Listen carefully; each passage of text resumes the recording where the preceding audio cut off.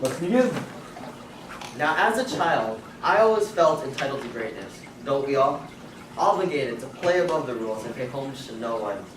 I told myself that I, as a human, was the heir to a vast legacy, stretching back millenniums into iniquity, capable of impossible feats and powerful beyond measure. That with the finite time I had on this earth, I would do something that humanity eons from now would look back on, something they would respect. I dreamt of easily attainable success, but in actuality, did very little to accomplish this task, until MPX. Now at the beginning of the year, I was naive. I thought that with no effort, I could become great. Without passion, I would be driven. Through passiveness, I would conquer.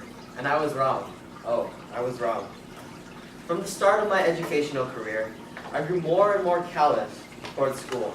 And that indifference at times made me question who I was, who I am now, and who I wanted to be. I entered MPX with this mindset, and not only were my eyes open from this experience, but it also made me rethink the past 15 years of my life. I have always had ambitious goals,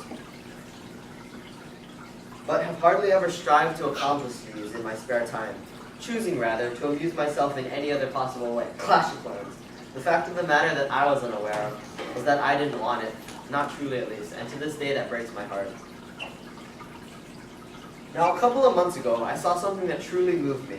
With a simple sentence, it caused me to re-examine my entire life and ask myself, am I living up to my potential? Scrawled across a dirty wall under a lonely freeway overpass read the phrase, "What if I had tried?" I knew in my soul that that could be me, and it scared me, but it also made me think, and that's when growth happens. I am an imperfect human. Evidence of that is shown in every work I've ever produced. My Apple paper was crude, my Rwanda reflection was cynical, and my paper on totalitarianism went on and on and on without really saying anything. And that was that, school as usual. And then something magical happened. We began the unit on aquaponics and entrepreneurship. Admittedly, from the start I was skeptical. This was school after all, and the rug isn't so easily pulled out from under your feet, so to speak. I was cynical. I thought that there was no way in hell that this would live up to the hype surrounding it. But again, I was wrong. See, that's the funny thing about life I've noticed. That at times when everything seems so certain, so black and white, so inevitable that it occupies the only possible outcome in your mind, life throws you a damn curveball and your old views obliterated. Day by day, I began to see what an opportunity MPX held towards my future goals. How by looking towards business and innovation, I was actually looking towards the life that I had always longed for. My view on money changed as well as my view on work. I saw possibilities of making money work for me instead of the vice versa. I saw that determination and hard work were absolutely necessary to become the best person I could be. And I saw that your time on this earth is extremely limited, so why waste it? Tragically, it took me almost the duration of the school year, as well as countless philosophical talks with my parents before I found my solution. Many of you may not know this, but I as a child was diagnosed with ADHD. Me? Shocking, right? But anyways, that made-up word and the reputation that followed plagued me throughout my entire academic life. Some of you may have heard, but in January, on impulse, I made a few rash decisions, leading me to a suspension. Prior to this, Miss Ochai and almost any other proper authority had demonized me. They had a problem with the fact that I didn't exactly care for their rules. I would have if they were legitimate, but they weren't, so I didn't. Anyways, now Miss Ochai wanted me to be medicated. And for a period of time, I was. The belief was that if I solely studied for the first 24 years of my life, I would be likely to land a stable job working under someone else, grow old working through financial drudgery, retire at the age of 65 with an almost complete retirement package, as well as a lifetime service award, and then finally die, an inconsequential, unremarkable person. At least that's what I took society's preaching of what is acceptable as. We did a project on Apple before winter break, and the main goal of this project was to learn about how Apple marketed, as well as the kind of person that Steve Jobs was. Old view was obliterated, yeah. Now, my takeaway was a little bit different from that. An Apple ad that was launched once said, "The people who are crazy enough to think they can change the world are the ones who do." You can see that right there? And that was the ad. Albeit this is an extremely abbreviated version of that ad, but I took that quote to heart. And I thought about it frequently during the preceding projects as well as throughout the rest of the school year. It was reassuring, but I also knew that belief wouldn't be enough.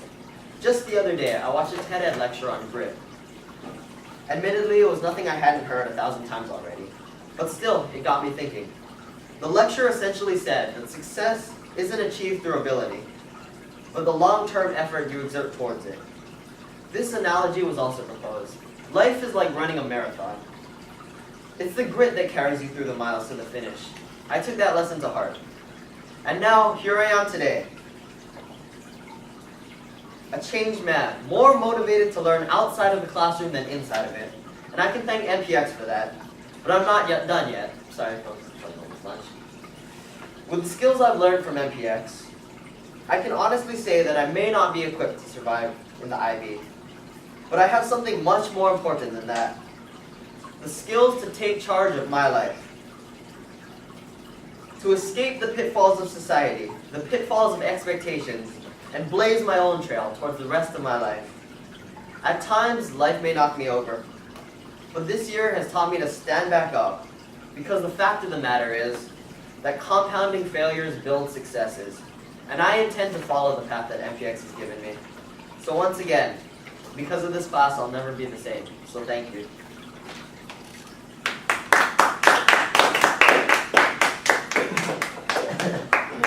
That was the best speech ever. What were your artifacts? My artifacts were the aquaponics thing, as you can see here in the apple.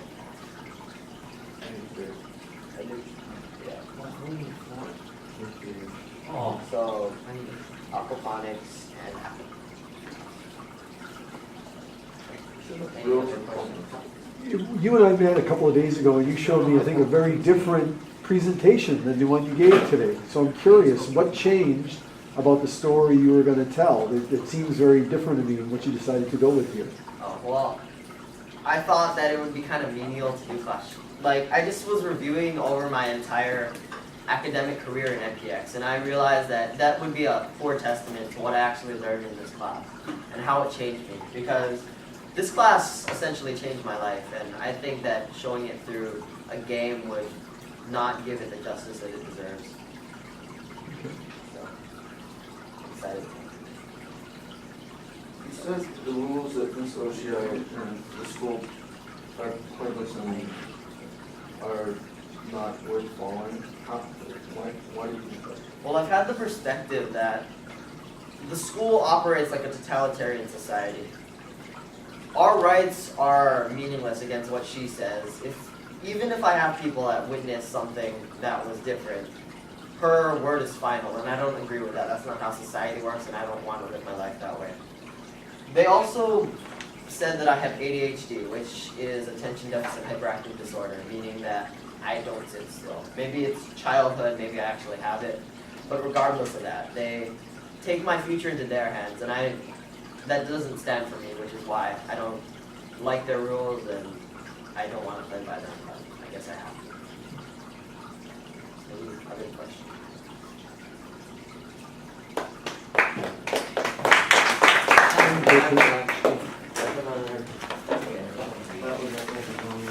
If I could get your forms. Those of you that presented, I appreciate you being ready and giving us an interesting story. All four of you, I think, did a really nice job of having us think about what you've been doing here in your time. Post it on YouTube. Oh, I'm going to turn the camera on. Let me turn the camera on. second best speech. What's the best? That was good.